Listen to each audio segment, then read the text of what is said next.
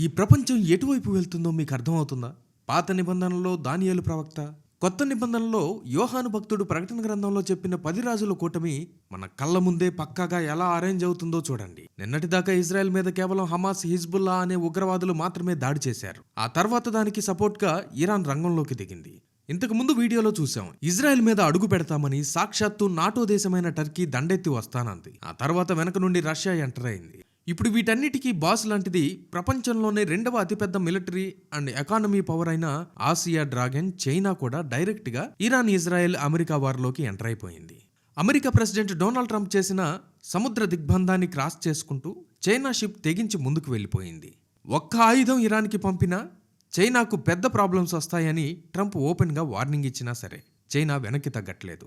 అసలు బైబిల్ ప్రవచనాల్లోని ఆ 10 రాజులు ఎవరు?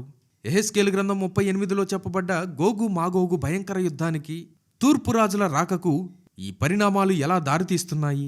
ఈరోజు ఈ వీడియోలో అమెరికా ఇంటెలిజెన్స్ రిపోర్ట్స్ని డీప్ బైబిల్ పర్స్పెక్టివ్లో ఈ 10 రాజుల మిస్టరీని డీకోడ్ చేద్దాం. వీడియో ఎక్కడా స్కిప్ చేయకుండా చివరి వరకు చూడండి. ఇప్పటి వరకు మిడిల్ ఈస్ట్ గొడవల్లో చైనా ఎప్పుడూ డైరెక్ట్గా తలదోల్చలేదు. జస్ట్ సైలెంట్గా చూస్తూ అటు అమెరికాతో వ్యాపారం చేసుకుంటూ గడిపేది. కానీ ఇప్పుడు సీన్ మొత్తం రివర్స్ అయింది. యుఎస్ ఇంటెలిజెన్స్ వర్గాలు ఒక షాకింగ్ రిపోర్ట్ ఇచ్చాయి. ఇరాన్కు సపోర్ట్గా చైనా ఇప్పుడు చాలా యాక్టివ్ రోల్ ప్లే చేస్తుందట. డైరెక్ట్గా గన్స్, మిసైల్స్ పట్టుకొని యుద్ధం చేయకపోయినా ఇరాన్ కూలిపోకుండా ఫుల్గా ఆర్థిక మద్దతు, టెక్నాలజీ అండ్ స్ట్రాటజిక్ సపోర్ట్ ఇస్తుందట. అమెరికా విధించిన కఠినమైన ఆంక్షలను తప్పించుకోవడానికి చైనా ఇరాన్కు దారులు చూపిస్తోంది.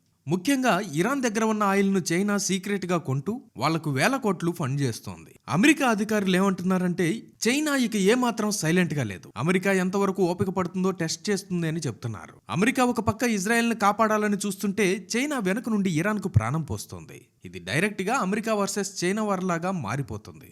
చైనా ఆడుతున్న ఈ దొంగ నాటకం చూసి డొనాల్డ్ ట్రంప్ కు పిచ్చ కోపం వచ్చింది. పాకిస్తాన్లో జరుగుతున్న శాంతి చర్చల మీద ట్రంప్ ఒక సంచలన స్టేట్మెంట్ ఇచ్చాడు.